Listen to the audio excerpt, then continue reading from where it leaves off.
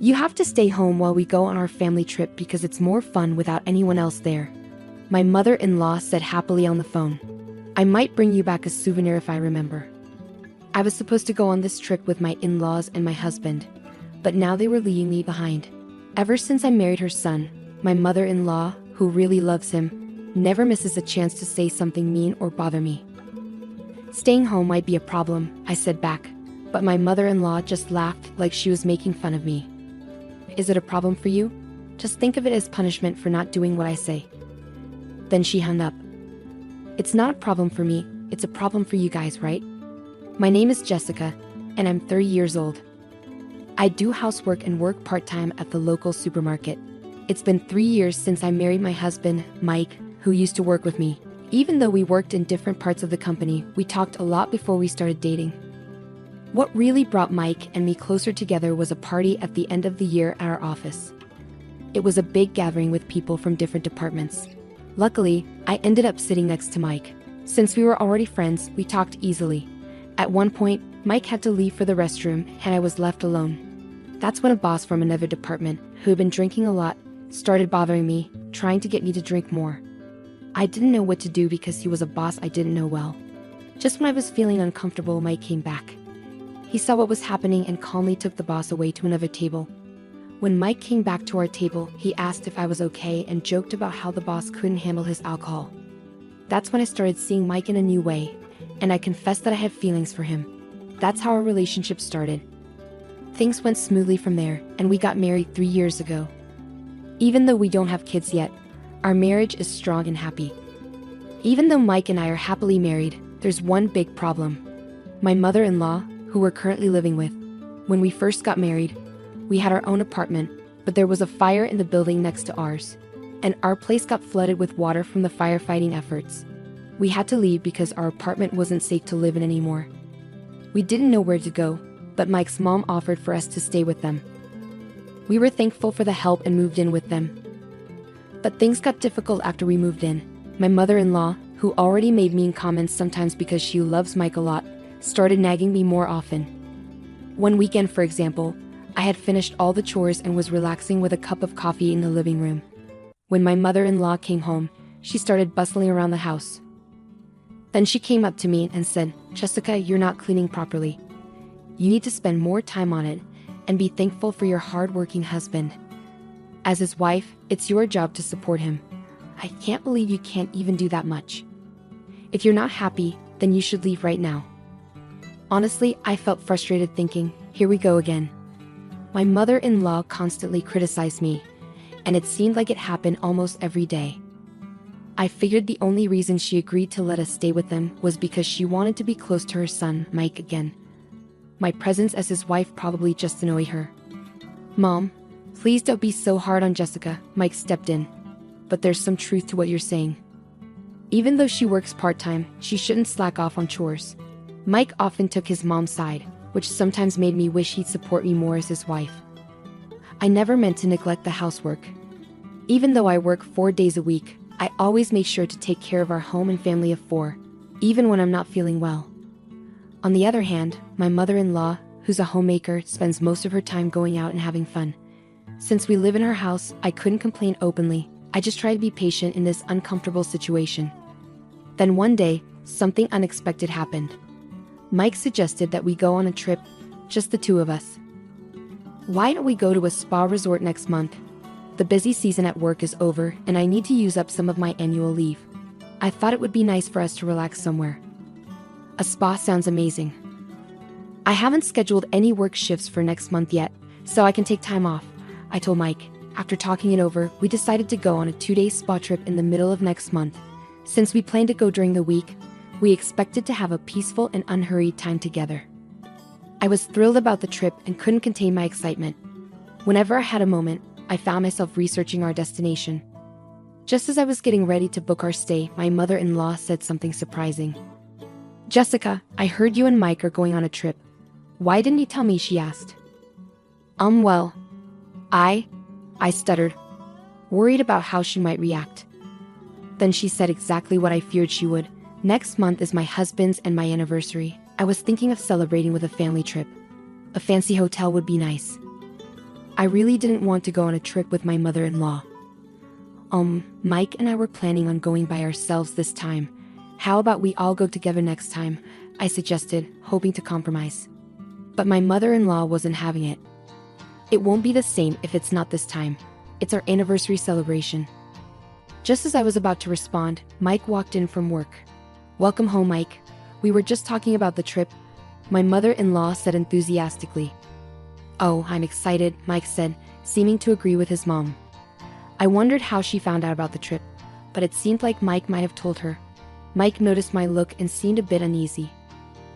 Mom's really excited, so let's postpone our trip for another time. It'll be more fun if we all go together, Mike suggested. With Mike and his dad agreeing, I couldn't refuse going on the trip with all of us. Okay, next time it'll just be us, I promise, Mike said, looking relieved when I reluctantly agreed. Even though I wasn't happy about how the trip turned out, there wasn't much I could do about it now.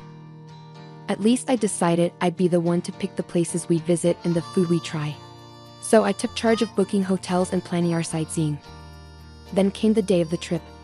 I had packed everything the day before, so the plan was to wake up an hour before leaving, enjoy breakfast, and then head out. When my alarm went off, I stretched and called out for Mike, noticing he wasn't beside me. Then it hit me, he wasn't anywhere in the house. Could it be? I dialed Mike's cell phone, but there was no answer. When I called my mother-in-law's phone, she picked up right away. Oh, Jessica dear, what's up? Mike can't talk right now because he's driving. Where are you guys? I asked, feeling a sinking sensation. My mother-in-law responded casually, isn't it obvious? We're on a family vacation. It wouldn't be a proper family trip with an outsider like you, so you'll have to stay home. Maybe we'll bring you back a souvenir if we remember. I could hear the triumph in her voice. Stay at home? That's going to be a problem, I told my mother-in-law, but she just laughed mockingly. Oh, is it a problem for you? Just see it as punishment for not doing what I say. Then she hung up abruptly. I covered my face with my hands and shook my shoulders, but instead of crying, I burst out laughing. Well, they better enjoy their trip. They'll regret leaving me behind. I quickly went online and booked a nice hotel in the tourist spot we were supposed to visit today. Then I made a reservation at a restaurant where I could enjoy a delicious dinner, just for myself. After quickly getting ready and having breakfast, I felt ready to have some fun. Alright, time for a good time, I said to myself as I grabbed my luggage and hopped on the train. I had done a lot of research on different tourist spots, and I was determined to have a vacation. It's a small tourist spot, so I might bump into Mike and my in-laws, but I don't care. They're the ones who messed up. I thought as the train approached our destination. From now on, I'm going to forget about my mother-in-law and Mike and just enjoy myself, I decided as I stepped off the train. I visited a cute boutique, had tea at a trendy cafe, and chatted with locals, thoroughly enjoying my solo adventure. As the day turned into night, it was time to check into the hotel I had booked, one of the top luxury hotels in the area. I felt like I needed to do something drastic like this to rejuvenate myself. As I walked towards the hotel's check-in counter, I heard a woman's voice causing a scene. Why can't we stay here? We're willing to pay. When I looked closer, I realized it was my mother-in-law causing the disturbance. Of course, they wouldn't be allowed to stay there because this wasn't the hotel I had booked for the four of us. From a safe distance, I saw Mike spotting me and calling out, Hey Jessica, what's going on? We couldn't stay at the hotel you booked, so we have to find another one, but they're full. He came towards me, looking a bit angry, followed by my mother-in-law who seemed furious. Well, that's what happens when the person who booked the hotel isn't here to check in. It's a security rule. I did warn you, I said calmly. At that moment, they seemed to realize their mistake and exchanged surprised glances. Just as they were about to cause more trouble, hotel staff rushed over. It was quite funny to watch my mother-in-law being escorted out of the hotel, gently but firmly, by the staff. Remember this, we will stay in a place far more luxurious than this hotel, my mother-in-law exclaimed before she and Mike left. Feeling somewhat relieved, I proceeded with my check-in, leaving them without accommodation. Once I completed the check-in process, I was shown to my room. The clean and luxurious decor made me feel like I was in a dream. After settling my luggage, I decided to explore the hotel. After wandering around for a bit, I returned to the lobby. More guests were arriving. I sat on the sofa and zoned out for a while when two young women sat down next to me. They seemed excited, chatting about their impressions of the hotel. Their conversation quickly turned interesting. "Hey, did you hear about that hotel near the station? There's a really creepy rumor about it. They say if you stay in a second-floor room, you start hearing things that aren't there and your stuff gets stolen. And even worse, there was a case where someone died and nobody knows who did it. We're so lucky we're staying here, right? Do you think it's true? But why hasn't anyone been arrested? I mean, wouldn't you call the police if something like that happened? Well, there are rumors that even the hotel staff might be involved. It's so scary. What a dangerous place." When I checked the time, I realized it was almost time for my dinner reservation. I quickly got up and hurried to the restaurant. The meal was so satisfying. After dinner, I returned to the hotel, took a relaxing bath, changed into my pajamas, and settled in to watch TV. That's when my phone rang. "Hello. We found a hotel to stay in, and it's really nice. It's a shame you're not here with us. But don't worry, we'll enjoy it twice as much for you," my mother-in-law said cheerfully. "Oh, is that so? Well, you're lucky to find a place at the last minute," I replied casually. "Isn't it? It's quiet and relaxing here because there aren't many other guests around. Plus, it's so close to the tourist spot, and the hotel is gorgeous." "I wonder why that is," my mother-in-law went on. That's when it hit me. Could it be the hotel near the station? "Yes, that's the one." "Why, you ask?" she responded. I remembered the unsettling story I had heard about the hotel's bad reputation in the lobby before dinner. "I think you should leave," I warned my mother-in-law. But she just laughed off my concern. "Are you jealous that we found a nice place to stay? Well then, too bad for you. Bye." Once again, my mother-in-law ended the call without giving me a chance to respond. I didn't bother calling her back. I had given my advice, and that was enough. I switched off my phone. I didn't want my relaxation to be interrupted any further. I spent the rest of the evening leisurely and drifted off into a peaceful sleep. The next day, after checking out of the hotel, I visited the tourist spots I had missed the day before. I returned home as the sun was setting, feeling content.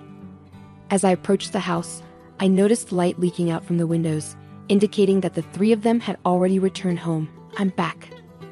I announced my arrival in my usual tone as I opened the door. As I entered the living room, all three of them started talking at once, creating a commotion. I was taken aback but managed to calm them down. Then my mother-in-law began recounting the incident from the previous night.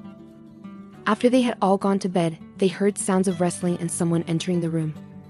Paralyzed with fear, my mother-in-law stayed in bed quietly while the intruder seemed to roam around the room for about 10 minutes before leaving without a sound.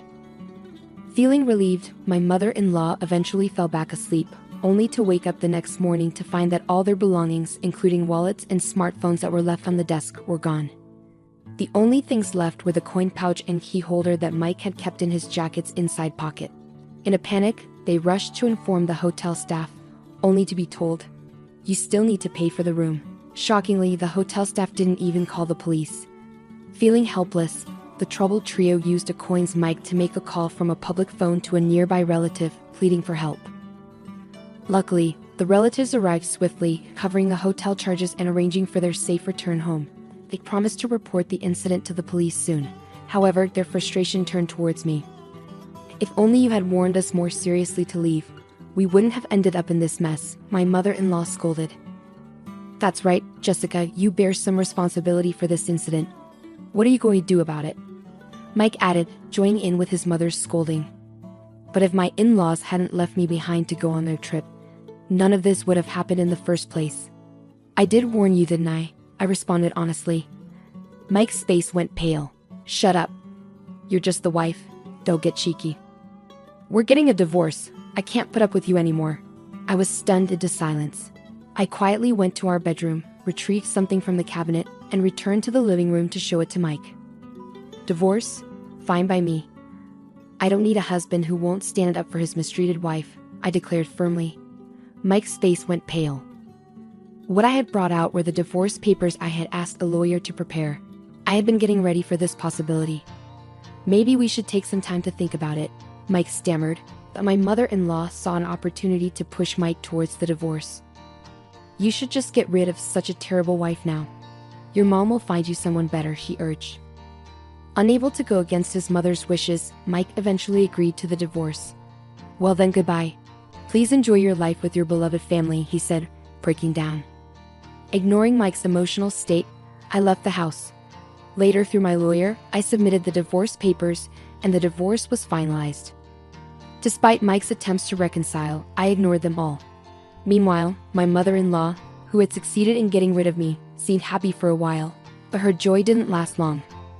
The news of the divorce and the end of their living together spread throughout the neighborhood, and people who enjoyed gossiping quickly connected it to my mother-in-law's mistreatment of me, revealing her unpleasant nature. She began to face judgmental stares from those around her, and it seemed that finding a new wife for Mike was no longer a priority. I returned to my hometown and was able to find a new job thanks to a friend's recommendation. After everything I've been through, I have my fill of marriage for now. I plan to enjoy being single for a while. Mary, it's me, he said, his voice a ghost from the past. It had been a decade since my ex-husband and our son's wife vanished into thin air after eloping. I'd buried thoughts of them deep within, avoiding the pain they left behind. But now, unexpectedly, his voice pierced through the years. I'm going to move into your parents' place. You're still there, aren't you? His demand was as startling as it was unwelcome. I'm sorry for the abruptness, but you need to vacate my home, he insisted, leaving no room for negotiation. His request caught me off guard. A decade had passed since we last exchanged words, and his sudden reappearance left me bewildered. What could he possibly want now, after all this time? And why was he asking to move into my parents' home with his unfaithful partner? Still bunking with the folks, huh? Any new spouses since we last talked?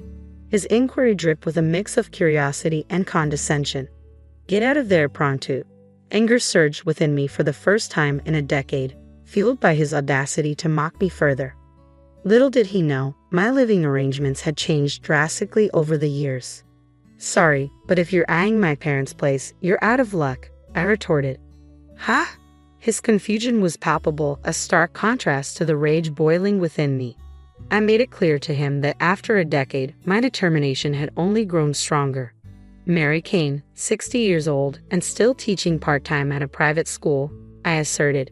Despite being at retirement age, I persisted with my part-time work, albeit with a reduced salary. My admiration for my parents, both esteemed educators, stemmed from cherished memories of my childhood. Their influence fueled my ambition to follow in their footsteps. There was a time when I had a husband, Stephen, but that chapter ended in divorce a decade ago, and now, out of the blue, he resurfaced after all these years of estrangement. Stephen and I first crossed paths in college, back when I was just 21, juggling part-time teaching at a tutoring center with my studies in education. Stephen, a fresh face at the tutoring center, had recently stepped into the role of a part-time teacher.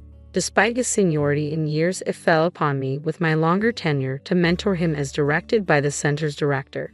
As I guided him through the ropes, our camaraderie blossomed into a close friendship, which eventually bloomed into something more. 3 years of courtship later, we exchanged vows and welcomed our son, Michael, into the world. With graduation came a full-time teaching position for me, prompting my departure from the tutoring center. Our journey together as a family was just unfolding, filled with promises of a bright future. 25 years flew by, witnessing Michael find love in Sarah, whom he'd met during his studies at a design school in New York. We rejoiced in their union, hopeful for the happiness they would build together as a couple. Then, unexpectedly, Michael returned home, burdened with something he needed to share. "Mom, you're still married to Dad, right?" His question, though seemingly innocuous, stirred a mix of emotions within me as I welcomed him back, the worry beginning to settle in. I spotted Dad strolling through Brooklyn with Sarah, Michael disclosed. "Okay," I replied, my mind racing with disbelief. According to Michael, he caught sight of Sarah and Dad arm in arm last Friday night in Brooklyn's bustling hotel district. Suspicion gripped him, prompting him to tail them discreetly. His surveillance led him to witness them disappear into a hotel. I couldn't wrap my head around it. Despite being in-laws, Stephen and Sarah shared a bond akin to that of a father and daughter. The notion of them meeting privately, let alone in a hotel, seemed unfathomable. I clung to the hope that it was a misunderstanding or a nightmare, but Michael's evidence shattered that illusion. The image on Michael's phone screen depicted a crystal-clear snapshot of Dad and Sarah entering the hotel arm in arm, unmistakably captured on a Friday night. Dad's excuse of overtime at the office crumbled in the face of this damning proof. Additionally, I couldn't shake off the memory of Stephen's frequent late arrivals home over the past few months. His explanations vary from happy hour gatherings with colleagues to sudden business trips or urgent work demands on holidays. Initially, I accepted his excuses without much skepticism, but upon closer reflection, I realized these occurrences had become more frequent lately. There seemed to be a pattern emerging, one that made me increasingly uneasy. Could these excuses be a cover for spending more time with Sarah? Requesting Michael to forward the image, I assured him I would confront his father before bidding him good night. Anticipation gnawed at me as I awaited Stephen's return home that evening. When he finally arrived, the scent of alcohol clung to him, aggravating my nerves. Summoning my courage, I approached him directly. "Stephen, Michael mentioned something today. Did you meet Sarah last Friday?" Yeah," he stammered, his response lacking conviction. "We did cross paths briefly. We chatted a bit, I think." His sudden alertness and the shift in his gaze didn't escape my notice. Sensing my apprehension, he countered with a question of his own. "What exactly did he tell you?" "He mentioned spotting you and Sarah entering a hotel in Brooklyn," I disclosed, my voice tinged with concern. As I spoke, I held up the picture Michael had given me. Stephen's reaction was immediate. His eyes widened, and he seemed to choke on his words, his gaze darting around as if seeking an escape. Finally, with a heavy sigh, he seemed to resign himself to the truth. "I can't believe Michael caught us," he muttered, his tone a mixture of surprise and resignation. "I let myself get carried away. It's unforgivable." My heart sank as his admission sank in. "No way, Stephen," I whispered, struggling to comprehend the betrayal. Realizing there was no use in denying it any longer, Stephen began to spill everything. He confessed to starting a relationship with Sarah 6 months prior, swayed by her advances and feelings that now eclipsed those for me. My mind reeled at the revelation. Had their affair begun around the time Michael and Sarah celebrated their 3rd anniversary? Despite my trembling shock, Stephen pressed on with his confession. "I want to marry Sarah, Mary. I'm filing for divorce," he declared, his words like a dagger to my already shattered heart. I objected vehemently, my mind spinning with disbelief, but Stephen remained resolute. "I can't continue like this. It's over between us." The following day, Stephen failed to return home. His absence was accompanied by a notable absence of his belongings and a finalized divorce decree left on the table. Later, a distraught call from Michael revealed that Sarah had disappeared, taking the divorce papers with her. It seemed she had no intention of coming back. The shock of Stephen and Sarah's sudden elopement left me reeling. That marked the end of my marriage to Stephen a decade ago. After the divorce, we sold our shared home, and I found solace in a new residence closer to my workplace. Initially, the loneliness of my new surroundings weighed heavily on me. Yet, as I immersed myself in my work, I gradually discovered that time had mended my emotional wounds. Teaching proved to be a powerful balm for my emotional wounds, a fact I only realized with hindsight. The steadfast dedication to my fulfilling career played a pivotal role in my healing journey. Continuing to work part-time at the school even after retirement, I found purpose and joy in the daily interactions with both colleagues and students. With each passing day, the weight of Stephen and Sarah's betrayal diminished, replaced by the gratification of nurturing young minds. 10 years on, thoughts of Stephen faded into the background of my life. While my income saw a decline after transitioning to part-time teaching, it remained sufficient for me to stay engaged with the school and the students who held me in high regard. Their affection and admiration filled a void akin to that of a parent. Additionally, I found solace in Michael's resilience, witnessing him throw himself into his work with renewed vigor, having overcome the initial shock of his father's and wife's betrayal. Any semblance of peace I had managed to find shattered with the shrill ring of the phone. "Hello, Mary, it's Stephen." His voice pierced the silence, breaking a 10-year hiatus. I never anticipated hearing his voice again, and when I did, a surge of emotions overwhelmed me. "What's the purpose of this call? You didn't reach out to reminisce about the past, did you?" My words tumbled out with more force than I intended, fueled by years of pent-up resentment.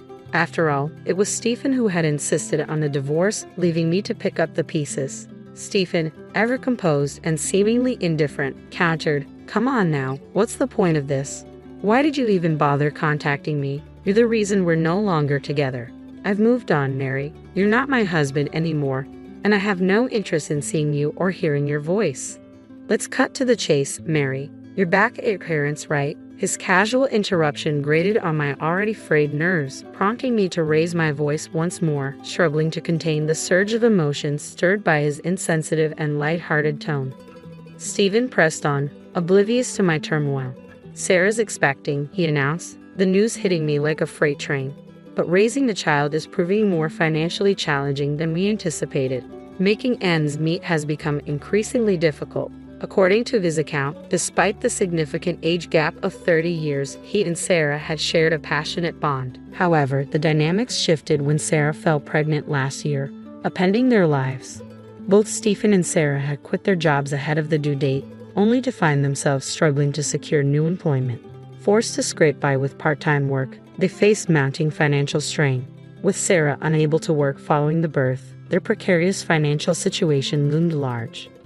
I reached out to Michael and my parents for help, but they all refused. Stephen chuckled over the phone, his words carrying the bitter edge.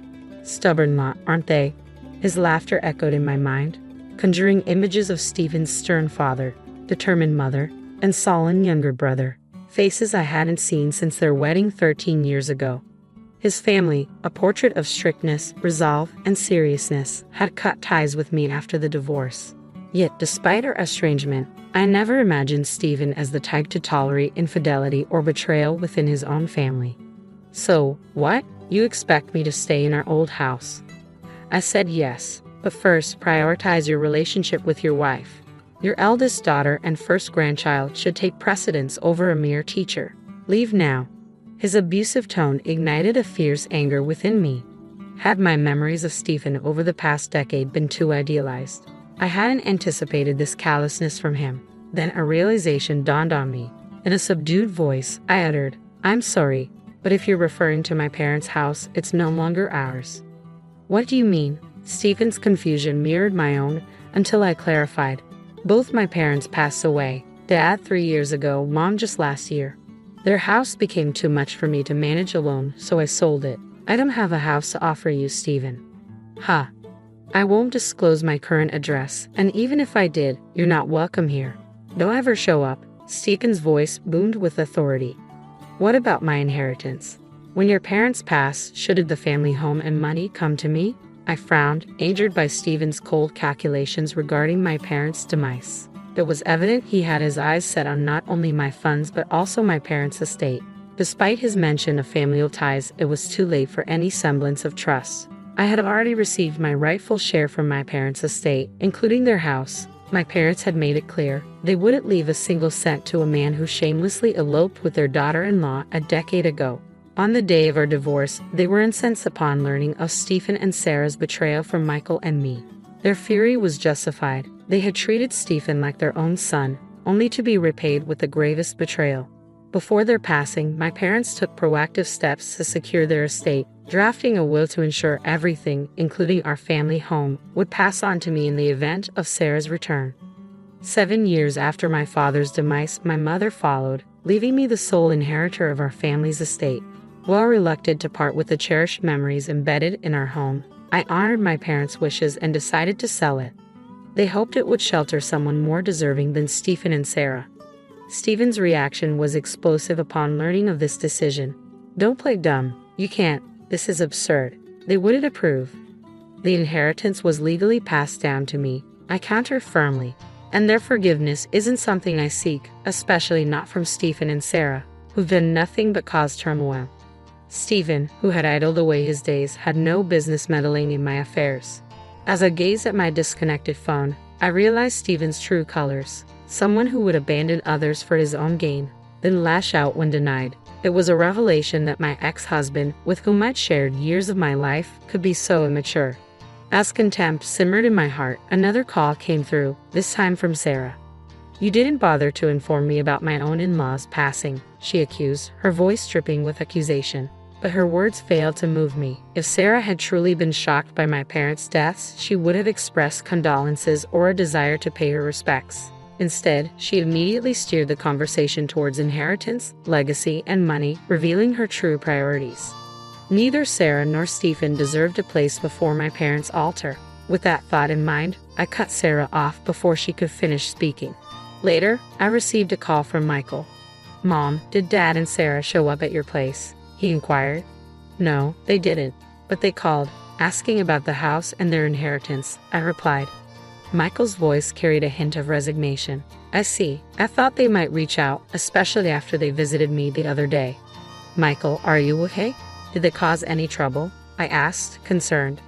"I'm fine, Mom, really. They just made a scene at my door. When I threatened to call the police, they took off. But I have an idea." Michael revealed his plan to me, prompting a decision to break the cycle of toxicity between Stephen and Sarah. Not just for my own sake, but to safeguard my son as he embarked on a fresh chapter. A few days after putting this plan into action, I received a frantic call from Stephen. "Mary, did you have a hand in this? You're unusually quiet," he blurted out. "Don't play innocent. What's going on?" I demanded. "They're on their way to our place," Stephen disclosed. "They?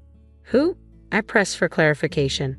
Stephen explained that 7 women were en route to their apartment, his unfaithful partners. It appeared he'd been carrying on affairs with 7 other women, in addition to Sarah. Unaware of Stephen's infidelities with 7 other women, Sarah found herself caught off guard by the sudden chaos. As the women erupted in anger, Stephen's frustration grew, directed now at Sarah. The revelation of multiple affairs left me dumbfounded. "I knew it was you. How did you uncover my secret?" Stephen demanded. "I wonder," I retorted, "considering I have nothing left after my ex-husband abandoned me for another woman 10 years ago." "What?" Stephen's shock was palpable. Turning the conversation around, Stephen unleashed a torrent of expletives over the phone, but his outburst failed to faze me in the slightest. As Sarah's distress escalated during our conversation, she hastily packed her belongings, unleashing a heated argument with Stephen, oblivious to my presence on the line. It was a chaotic scene unfolding before my ears, reminding me of the saying, "Things spiral out of control." With a heavy heart, I directed my final words to my ex-husband, though they may have fallen on deaf ears. "Farewell, Stephen. Never darken my doorstep or our son's life again." With that, I ended the call. Little did Stephen know, the tumult sparked by the women he had been unfaithful with was the very plan Michael had alluded to. After Stephen and Sarah's tumultuous visit to Michael's home, where they were swiftly turned away, he wasted no time in enlisting the services of a professional detective agency to delve deeper into their affairs. As it turned out, Stephen's infidelity with Sarah had escalated into affairs with 7 other women, 3 of whom were married. Michael promptly relayed this information to me, along with Stephen and Sarah's current address, the very apartment uncovered by the detective agency. With this knowledge in hand, Michael and I coordinated a plan. We informed all 7 women of Stephen and Sarah's whereabouts and directed them to confront the couple simultaneously. The resulting chaos at Stephen and Sarah's apartment grew so intense that law enforcement had to intervene, dispatching police to the scene. Sarah ended her relationship with Stephen, and he found himself facing lawsuits from 3 aggrieved husbands, each demanding alimony payments exceeding 3 figures. Losing Sarah, his home, and his financial stability, Stephen now lives as a homeless individual in a park, struggling to make ends meet. A colleague spotted him seeking assistance at a soup kitchen. Meanwhile, Sarah, facing her own financial burdens, was hit with alimony demands surpassing 3 figures. Forced to borrow money to cover her expenses, she turned to a black market lender, a decision that would soon prove ominous. Shortly after securing the loan, she was forcibly abducted by intimidating individuals in a car, and her whereabouts remain unknown. 10 years have passed, and I've finally reached a final resolution with Stephen. Once again, I've returned to the tranquility of my life. While I remain single, contentment fills me as I immerse myself in the vibrant atmosphere of school. That alone is sufficient for me.